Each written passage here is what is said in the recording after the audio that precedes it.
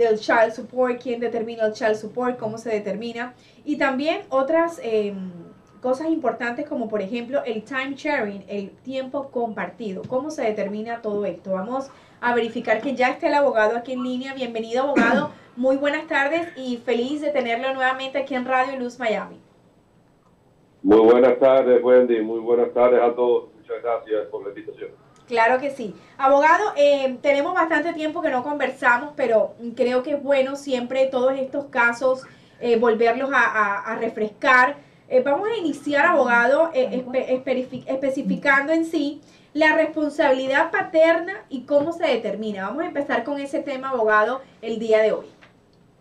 Esa es una muy buena pregunta porque las personas, sobre todo los hispanos, right, están acostumbrados a oír la palabra custodia. Correcto. Right, y usan muchas veces el tema de custodia compartida y demás.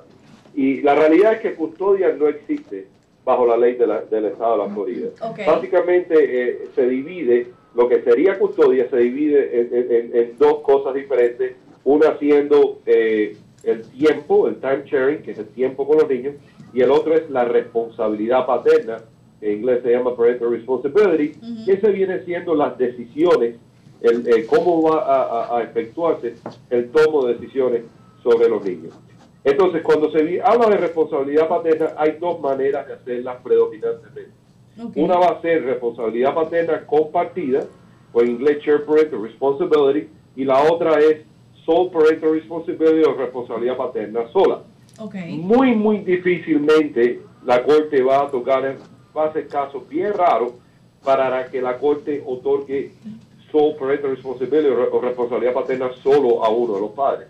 En otras palabras, la otra persona tiene que ser estar en una muy mala situación con relación a su habilidad de poder tomar decisiones sobre los niños.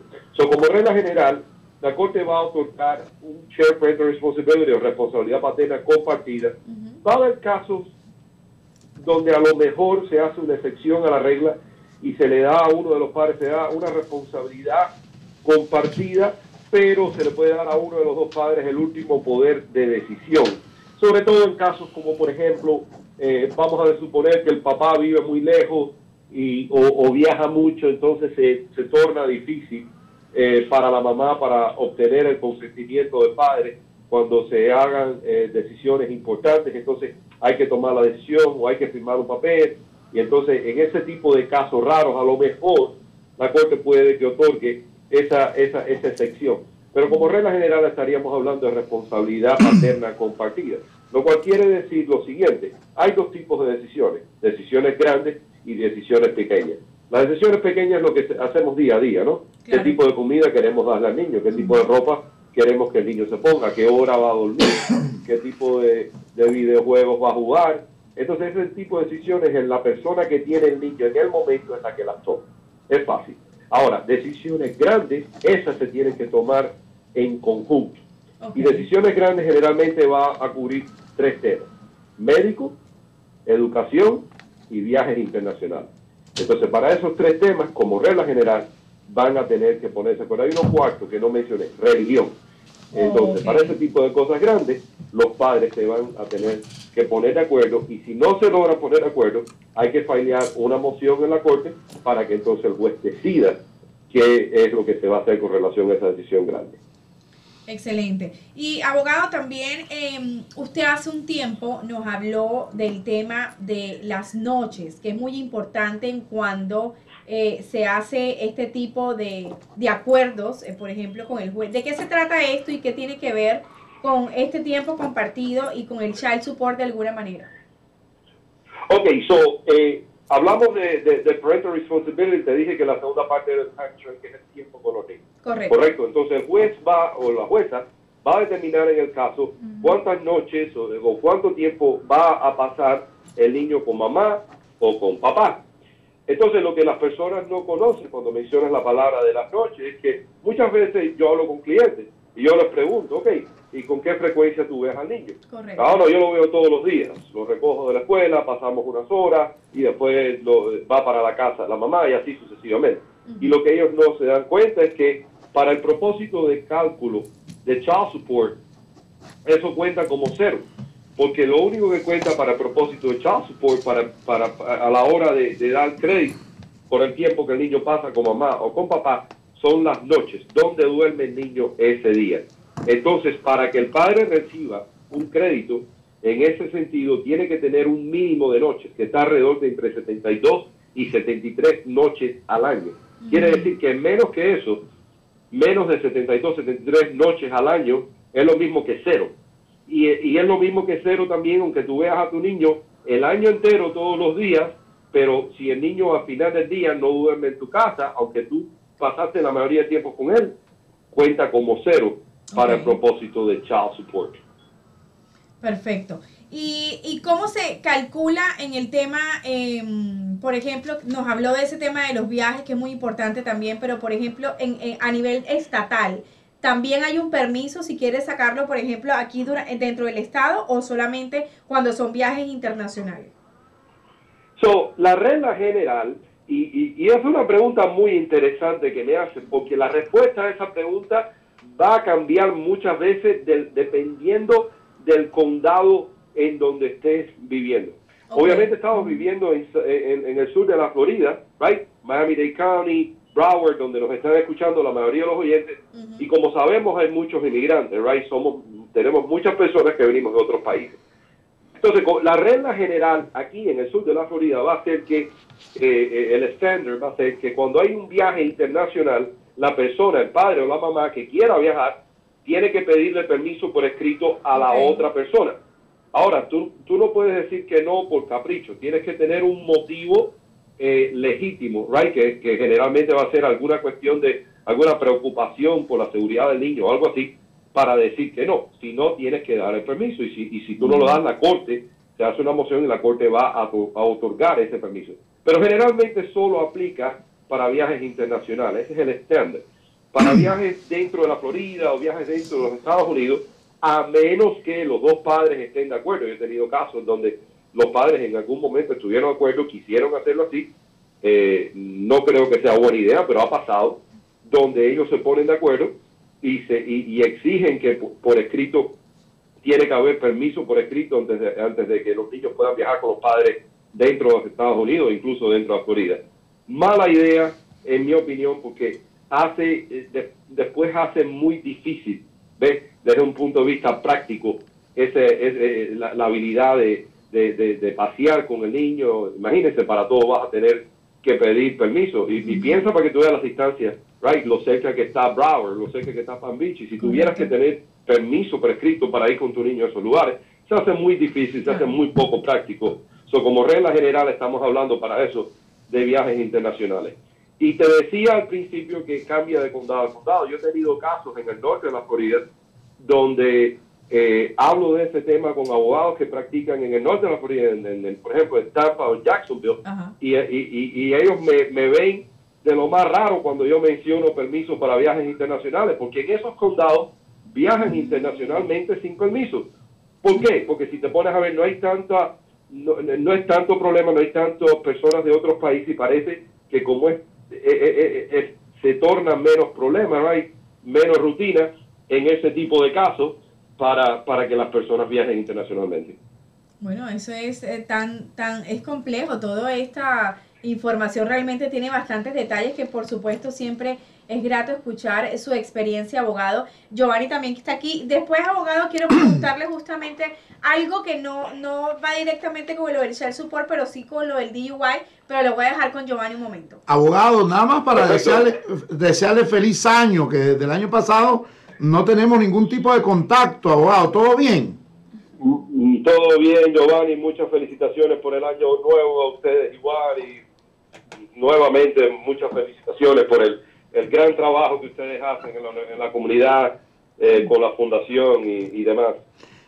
Abogado, una pregunta, porque normalmente sucede nosotros tenemos mucho contacto con muchas personas inmigrantes, personas que están llegando de Cuba, de Venezuela, de Nicaragua, y cuando llegan a esta nación dicen, bueno, yo no soy casado aquí, sino que soy casado allá.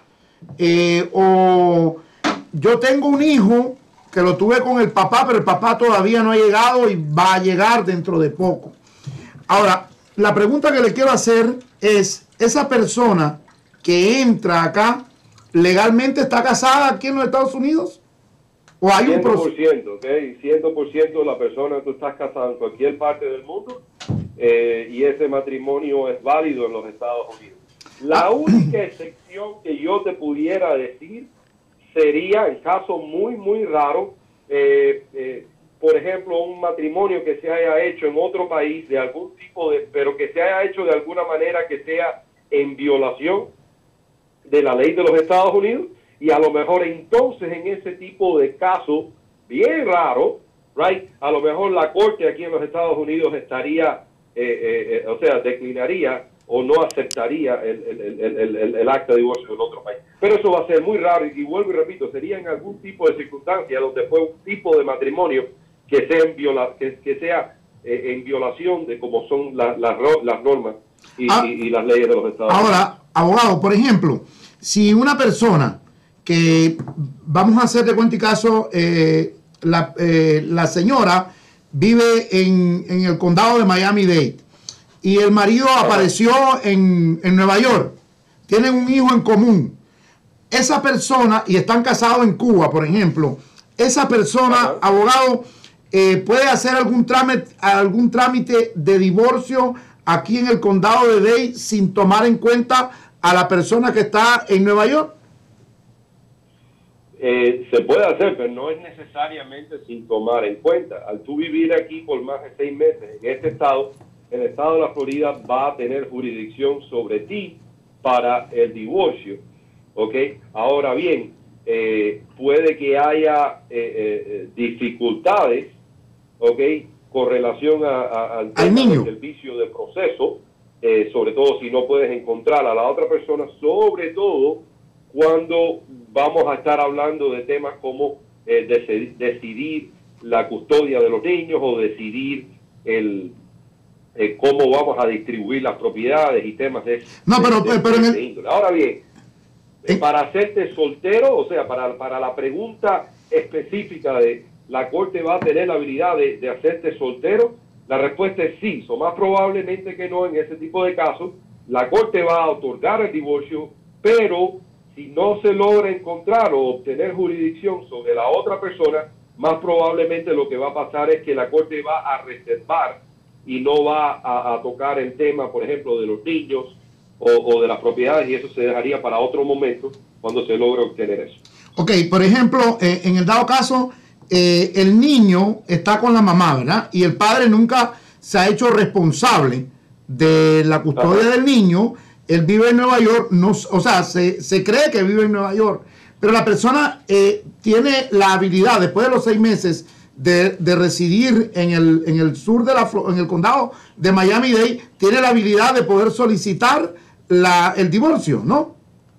Tienen la habilidad de solicitar el divorcio, pero repito, cuando vamos a hablar de las decisiones de la corte sobre temas relacionados con ese niño, va a ser muy importante en ese tipo de casos obtener servicio de proceso, quiere decir capturar a la persona que está en Nueva York o en cualquier lugar que esté. Es lo que estoy tratando de explicar. Ok, la perfecto. Corte, definitivamente la corte va a tener la habilidad de otorgar el divorcio. Okay. La pregunta más importante va a ser si la corte va a tener la habilidad de decidir junto con ese divorcio los detalles con relación al niño. Correcto. ¿Entiendes? Correcto. Entonces, esa parte va a depender de cierta forma en la habilidad de obtener servicio de proceso sobre la persona que está en Nueva York.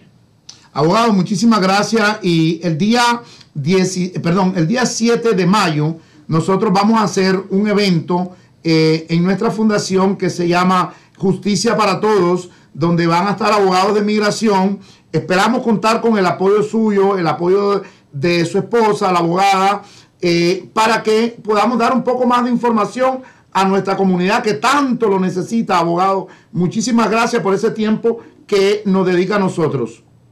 No, muchísimas gracias a ti. Siempre para nosotros es un placer, de verdad. Claro. Muchas gracias a todos y unos saludos muy grandes. Abogado, bueno, continuemos con el tema que quería también tocar, que es muy importante, ya que muchas personas están llegando aquí a los Estados Unidos de América y no tienen ni idea de lo que significa el riesgo de tener un problema de este índole. Pero lo más importante, estas tres letras, el DUI, que se conoce como el Driving Under the Influence, pero empezando por esto, abogado, queremos hacerle una pregunta clave. ¿Cuál es la diferencia entre ser sujeto a una investigación de DUI y ser arrestado por un DUI? Bueno, ¿qué es lo que pasa? Que la diferencia técnica es la siguiente. La investigación de DUI es lo que va a dar potencialmente lugar al arresto por DUI. ¿Cómo sucede desde un punto de vista real? La persona está manejando. El policía que está observando a esta persona manejando nota algo inusual en esta persona manejando. Puede ser una de dos cosas. Puede ser que la persona está violando alguna ley de tráfico o puede ser que la persona está manejando de manera errática. Entonces, en ese momento el policía procede a detener a la persona, o sea, parar el vehículo, lo que se llama un traffic stop. Cuando ese policía hace ese traffic stop, el policía se acerca al chofer, a la persona que está manejando. Y una vez que tú ves al chofer, obviamente todas las observaciones que tú has hecho hasta este momento las vas a tener en cuenta. Correcto. All right. Cómo estaba manejando, o sea, el nivel de bien o mal de lo que la persona hizo para yo pararlo, ok, lo voy a tener en cuenta. Voy a tener también en cuenta cuando yo le puse las luces, qué tan rápido la persona se dio cuenta de que lo estoy tratando de parar y de qué manera prudente o no prudente esta persona trató de ponerse en la esquina, de ponerse para un lado, para yo hablar con él. Eso lo voy a tener en cuenta. Entonces, cuando el policía tiene esa interacción con ese chofer, entonces el policía puede que note cosas adicionales.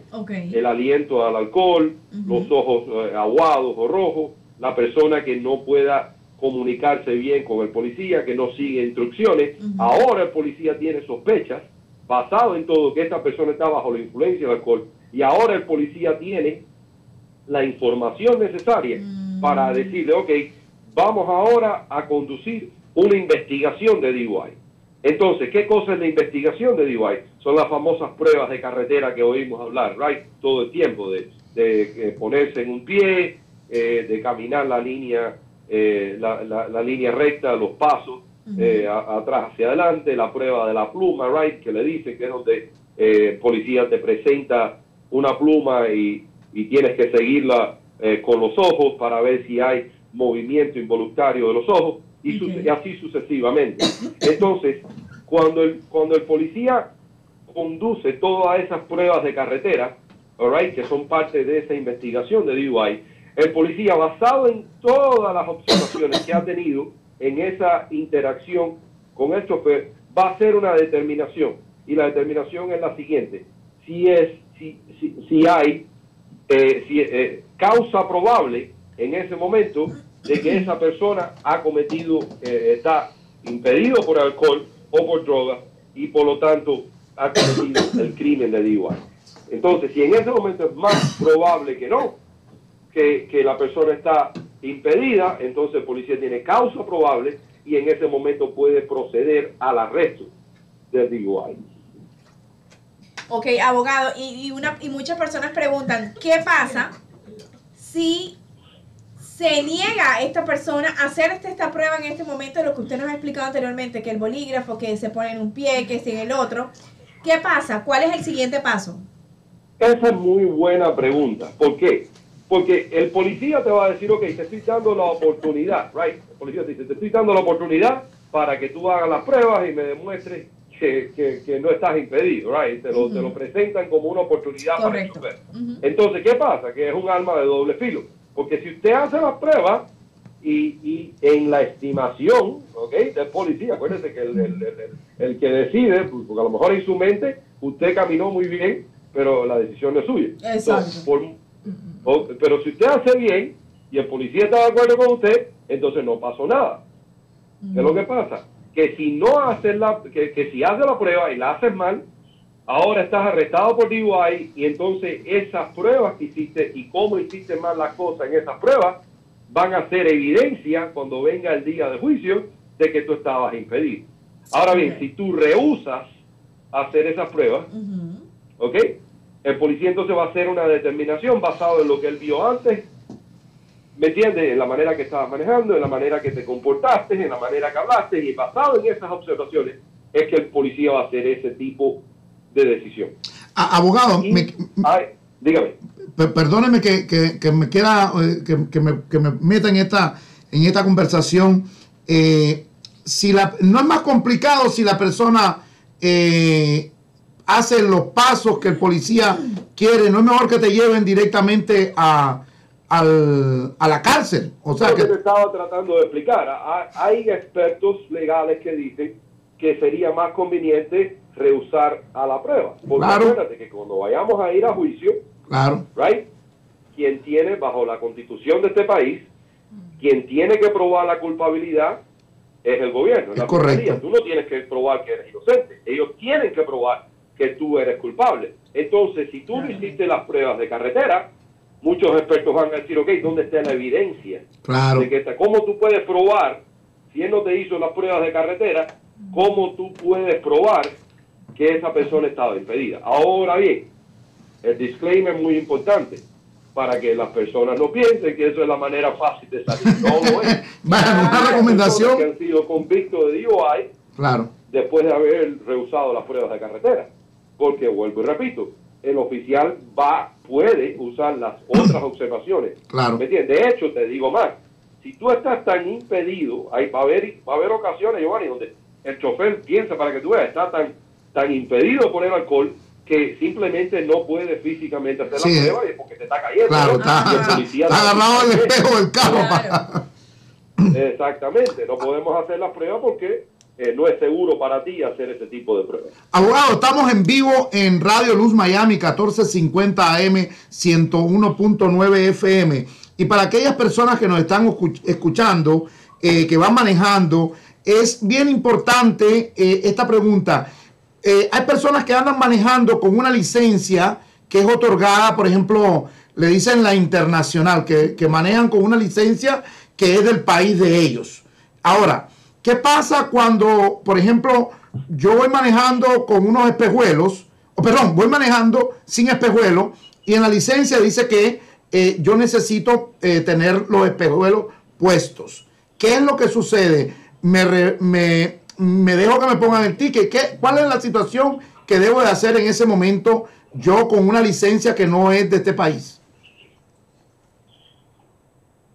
Esa es una muy buena pregunta.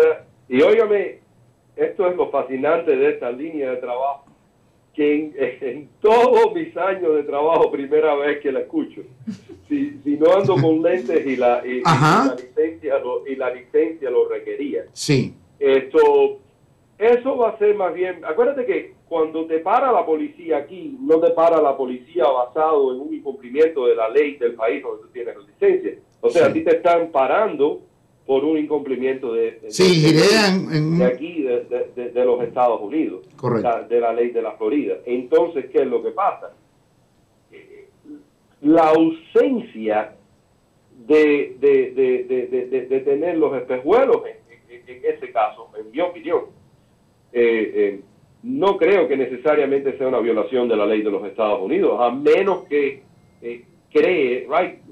creo que eso lo veo como el equivalente, por ejemplo, de estar manejando con sueño medio dormido, para ponerlo de esa manera. Eso pudiera llegar a ser al nivel de reckless driving, right, o de manejar sin precaución. Pero no sé si me explico bien. No es necesariamente no es automáticamente por el hecho de no tener los espejuelos, sino por el hecho de no tener los espejuelos es causa que usted no esté manejando de una manera apropiada. ¿Me explico? Sí. Ahora, ¿qué pasa si la persona, vamos a poner aparte de esa persona sin la licencia de la Florida? ¿Qué pasa si la persona tiene licencia de la Florida y en la licencia dice que tiene que manejar con espejuelos y cometió una infracción? Muy buena pregunta. No estoy seguro, te estoy diciendo, porque no he visto Ok, perfecto. que no uso, pero no he visto, el licencia de la Florida. Esa situación no la he visto, Giovanni. Bueno, repito, no estoy al tanto de algún estatuto que requiera eso, right? Pero en mi opinión sería el equivalente de un careless drive. Okay. Abogado, antes de irnos, aquí un oyente nos está preguntando, no sé si esto es algo que nos pueda responder, que esté en su área de práctica, pero me dice, si voy con mi bebé en el carro y no la tengo en el car seat amarrado, o está mal amarrada en el car seat, y me detiene un policía, ¿qué consecuencias puedo tener? Bueno, eso va a ser una infracción, ¿ok? Dependiendo, obviamente, de la edad del bebé, del tamaño del bebé y las regulaciones específicas, right, que como tú conoces, aplican no solo, como sabemos, hay diferentes tipos de car seat, right? Está el car seat, cuando el muchachito está un poquito más grande, puede ser un booster, all right? So, número uno, tienes un problema ahí, all right? Segundo, puede que tengas un problema también con cuidado de niños, ¿ok?